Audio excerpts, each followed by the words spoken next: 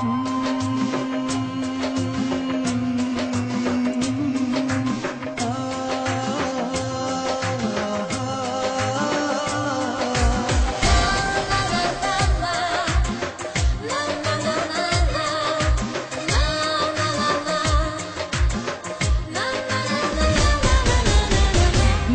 تو با همه ما دلمان خیلی دور است همیشه بین ما دیواری صد رنگی غرور است نداریم هیچ کدام حرفی که بازم تازه باشه چراغی خنده هامون خیلی وقت بسو تو دور است منو تو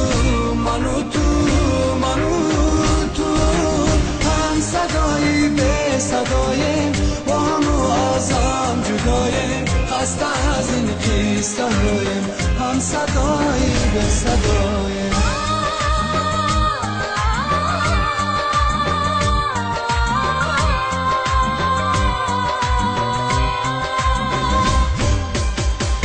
نشستیم خیلی شبها قصه گفتیم از قدیمان یک عمر وعده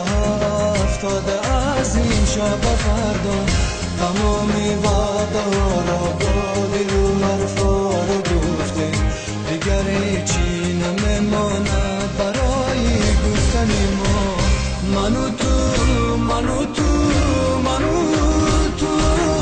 هم صدایی به صداییم با همو ازم جداییم خسته از این قصه هاییم هم صدایی به صداییم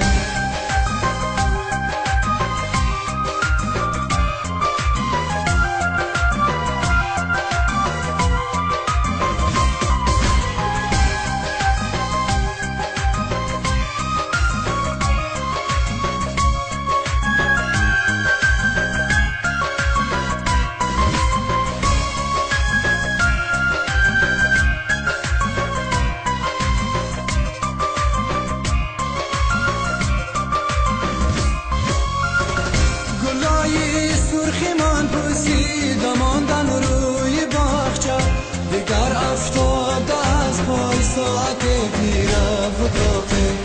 گلای خالی رنگ زردی پاییزی گرفتن چونان خسته شدن از حرفی هر روزی تو با منو تو هم صدایی به صداییم با همو ازم جداییم خسته از این قصه هاییم هم صدایی به صداییم منو تو